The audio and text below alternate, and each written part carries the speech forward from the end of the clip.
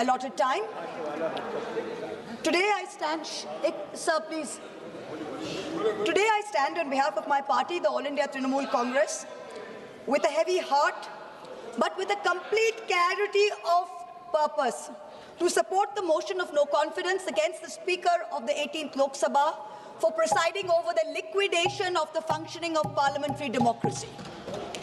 It is richly ironic, it's divine karma actually, that I, the lady MP, who was illegally witch-hunted by this misogynistic government, wrongly expelled by Ethics Committee, which had no power to expel, after a motion in which I was not allowed to speak, where the Speaker, in violation of every principle of natural justice, did not allow me to defend myself.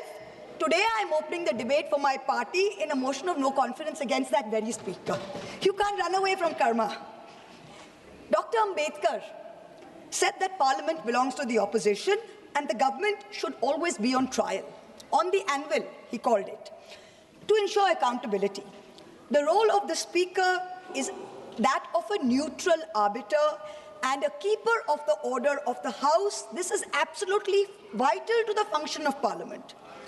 John Bercow, the Speaker of the UK House of Commons, said, "I never aspired to be Speaker of the House of Commons simply so I could say I am the Speaker of the House of Commons and tell my children that." So it can't be a matter of ego. It can't be a matter of personal legacy. The post is far beyond that.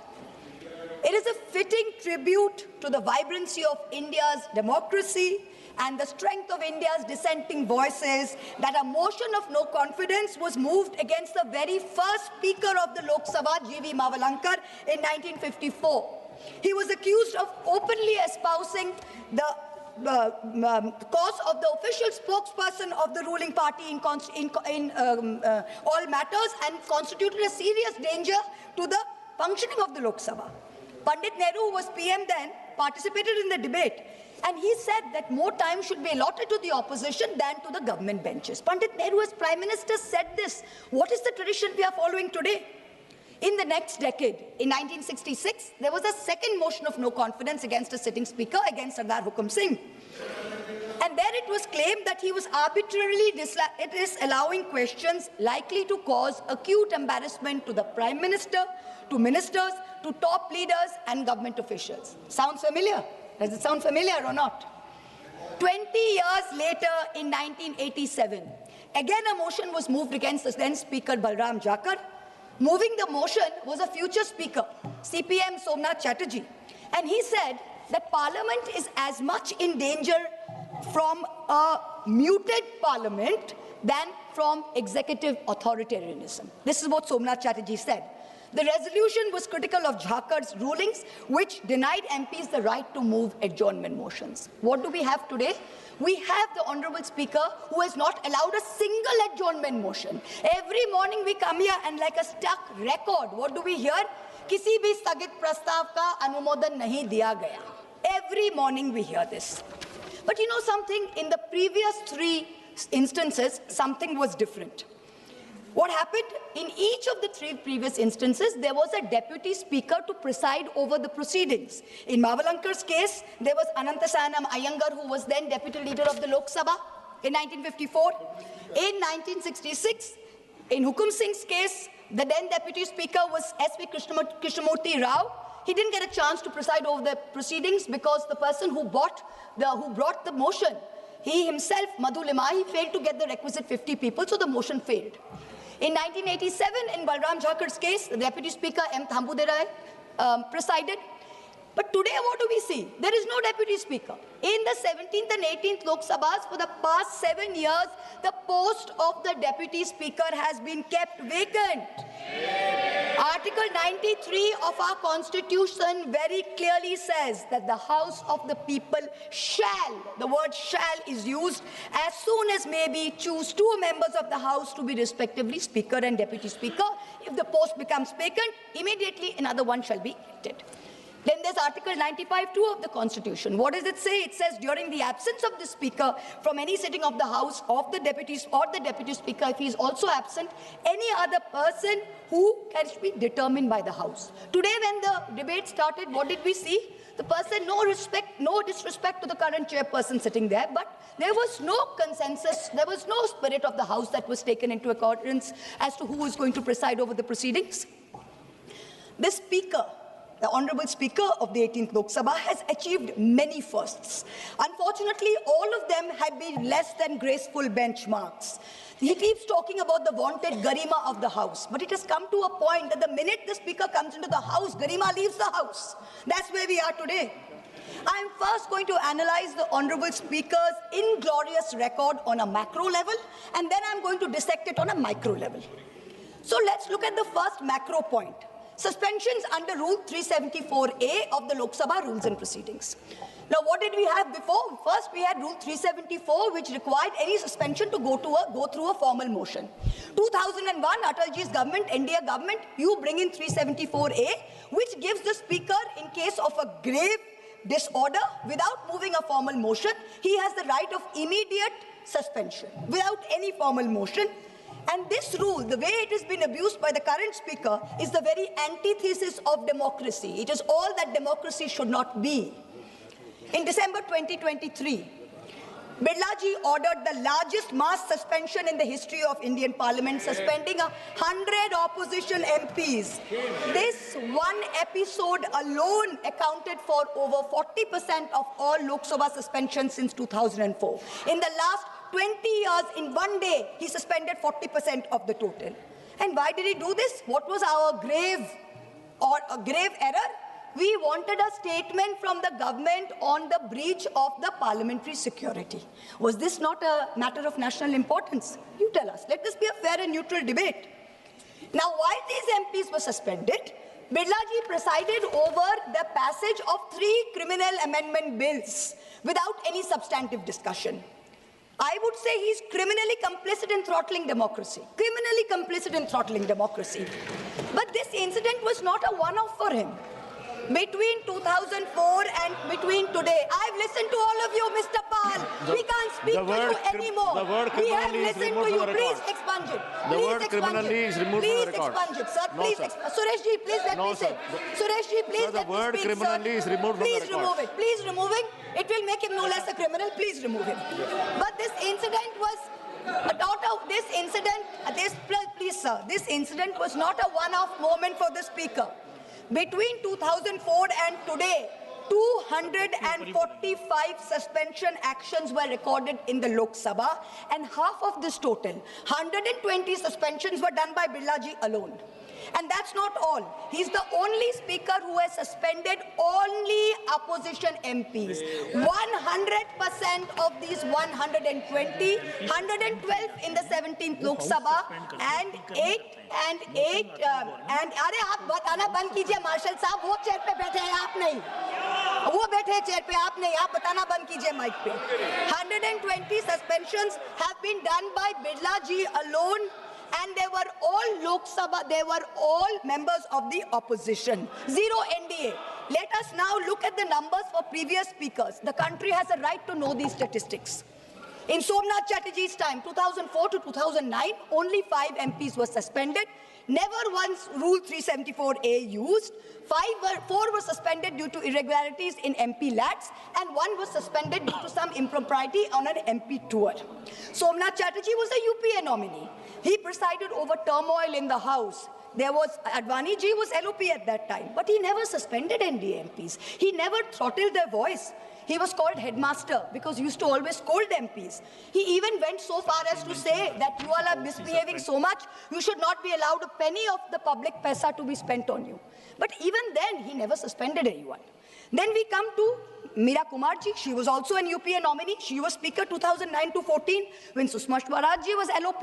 Honorable MP, she suspended. Once again, I would like to remind you sir. that any MP who suspended is not suspended by the Speaker. The House suspended. I'm glad that you've been reminded of this, sir, by the Honorable Marshal, and I will take your point. And I will say there is a process, there is a procedure. Yes, sir. There is a process, there is a procedure. All right, sir. He presided over it. The process is followed. Yes, sir. He presided over it, sir. sir. I will change my terminology thanks to the intervention from the Honorable Marshal. Thank you very much. Perhaps we should add a 10th member to the panel. We should add a 10th member to the panel. But anyway, I'm joking, sir. I'm joking, sir. I'm joking, sir. One second. All right. Please hold on. Please hold on. No, this cannot continue like this. Yes, sir. All right. This is not done. Okay, sir. This is sir, not done. Sir, let me go with it. I apologize. Sir, let me go back. Her previous sentence is removed from the record. Yes, sir. Okay, yes, sir. All right, all right. She suspended. One second. Yes, sir. This type of sly remarks should be removed, and I request the chair to caution the member to derive from this type of sly remark. No, one second. No, one second. No, I fully agree. I fully agree with Mr. Bharat. I fully agree because the comments are against the chair. Sir, very good. Please continue. That's fine. Saugat Raji, please understand. These remarks are against the chair. Sir, we are moving a no confidence against the chair. Sir, we are moving a no confidence against the chair. Obviously, the comments will be against the chair. Please let me finish, sir. Please let me, Sureshji. Yes, sir, Mr. Sureshji, please let me finish. Venugopalji, please let me finish. No, sir, please. Don't misinterpret. Please do not misinterpret. Venuji, please. While she is supposed to talk on the resolution, she is now remarking on the chair. This is not done. Let me speak. So she is requesting you now to sit down. It's okay, sir. Okay. So when Meena Kumarji was also a UPA nominee, she was Speaker 2009 to 14. Sushma Swarajji was LOP. She suspended a total of 45 MPs, but 70% of these were UPA, mostly Congress MPs from their own party, because they were protesting against the bifurcation of Andhra Pradesh. Only 30% were from other parties. Sumitra Mahajanji, 2014 to 19, suspended 73 MPs during her tenure. Of them, 25 MPs were Congress, 33% over the Lalit Modi issue. Remaining 67% were AIDMK MPs over the Kaveri issue and TDP MPs over the Andhra Pradesh special status issue. Madam, let me again remind you, yes, there is a process, proceedings yes, sir, of the House. It is the House that decides. She presided over, sir. Now, sir, you are just interrupting, no, sir. It is the presiding over the proceedings. No. The second macro I will point, have to interrupt you because you are not correcting the course. Okay, sir. Yes, the second macro point. Are Venugopalji. Sir, Honorable MP has requested you not to interrupt her, sir. She has already requested. No, sir. The second macro point, sir. The decline in the number of bills being sent for scrutiny to parliamentary standing committees under the guardianship of the Speaker. Let me change my terminology. Parliamentary standing committees were formed in 1993 for what? To scrutinize bills. The 14th and 15th Lok Sabhas, with the UPA governments in the place, sent 60% and 71% of bills to the Parliamentary Standing Committee. What happened in 2014? 14 to 19? The 16th Lok Sabha, only 27% of bills were sent. What happened in the last Lok Sabha? 16% of bills were sent. The way it is going in this Lok Sabha, God knows what will happen. It will become single digit probably. Now let us look for a more detailed dissection. The office of the Leader of the Opposition in the Lok Sabha was accorded statutory recognition under the Salary and Allowances Leaders of Opposition in Parliament Act 1977. It is equivalent to that of a cabinet minister in rank. Ram Subhag Singh was the first, Buxar Bihar was the first recognized LOP in the 4th Lok Sabha from the Congress O, which was the Kamraj Morarji Desai syndicate. That was the first time any party had won 10% of seats in the parliament. Now, the first statutory LOP was CM Stephen. He was MP from Idukki in Kerala. Since the post was given statutory recognition, there have been 12 LOPs. 3 times the term has been vacant. Of these 12, 6 were Congress, 5 were BJP, and 1 was Babu Jagjeevan Ram from the Janata Party. So it was been pretty evenly distributed. Each of the BJP LOPs, L.K. Advani ji, Atal Bihari Vajpayee ji, Sushma Swaraj ji, has had more than their fair share of parliamentary time and spotlight in the correct spirit that the opposition owns the House. It was not denied to them. In 2012, Sushma Swaraj ji, then the BJP's leader in the Lok Sabha, even said, not allowing parliament to function is also a form of democracy like any other form. That we have also seen. So in the Lok Sabha, past speakers have allowed not just the LOP, but also senior members to intervene in debates. For example, former Prime Minister Chandrasekhar Ji, when he came back in '96 as the sole member of the Samajwadi Janata Party, often stood up and was allowed to speak. In March 1997, Biju Patnaik Ji intervened. There was a Madhya Pradesh BJP MP called Sundarlal Patwa who asserted that the mandate was not actually with Deve Gowda, but the mandate was that of the BJP's nationalism, and the BJP should be allowed to form the government. And Biju Patnaik intervened very sharply, and he said, "You people talk of nationalism. Do you know what is nationalism? You cannot know it. His Rashtravad is breaking up the nation in 20 pieces." Patnaik was neither asked to sit down, nor was the House adjourned by the then Speaker. Contrast that with the current Speaker.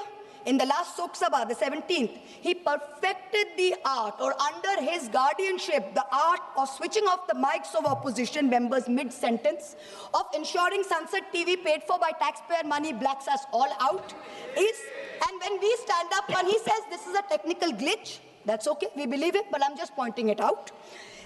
It has become a joke within us opposition members that when we stand up for a 0 hour or a supplementary question, we are cut off in 30 seconds saying, "Sankshipt mein boliye, Sankshipt mein boliye." And for treasury benches, people are allowed to speak endlessly, make unfounded allegation, lies against all of us. The government has made a circus of parliamentary democracy, and if the Speaker is going to concede to being a complicit ringmaster, it is a very sad day for Indian democracy, a very sad day. In March 25, a delegation of India Bloc MPs met the Speaker. We submitted a letter raising 12 issues, including the failure to appoint a Deputy Speaker, denial of the opportunity to speak to the LOP and other leaders, disregarding the decisions of the BSC. During his term, the Honorable Speaker has systematically throttled the voice of the opposition and by default, the representative voice of 41 crore Indians, 410 million Indians. That's who we represent here. He did not allow a discussion on Manipur. We had to move a no-confidence motion just to have a discussion on the issue. Do you remember?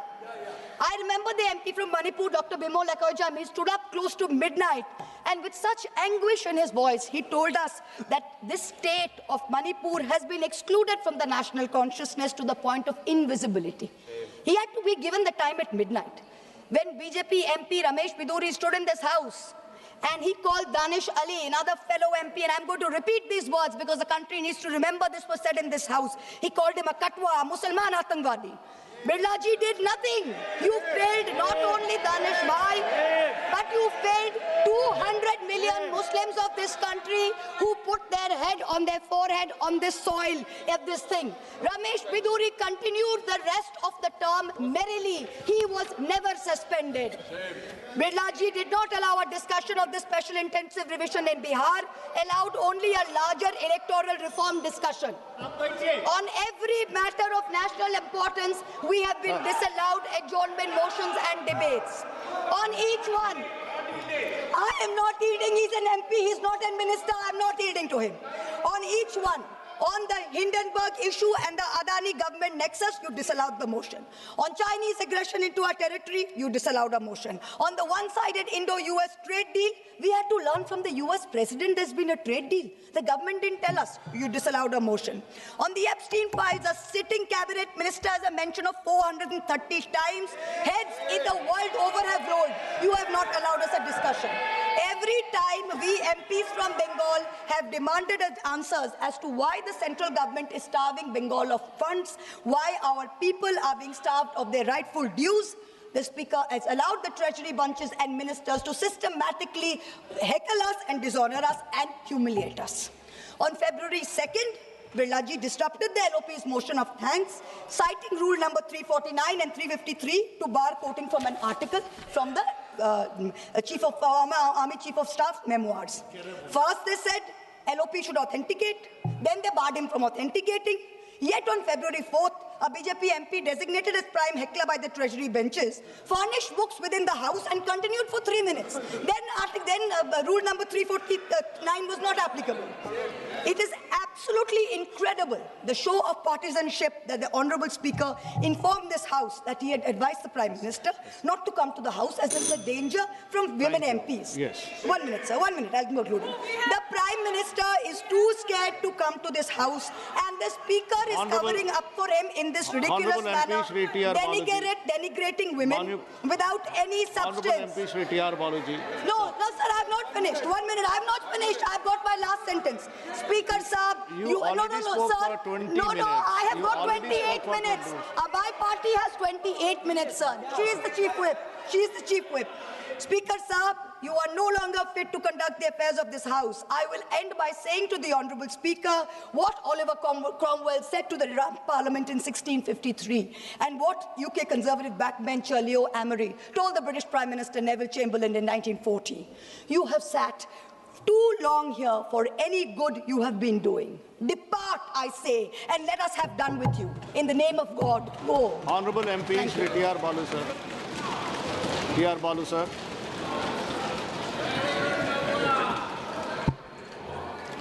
Honorable Chairman, sir.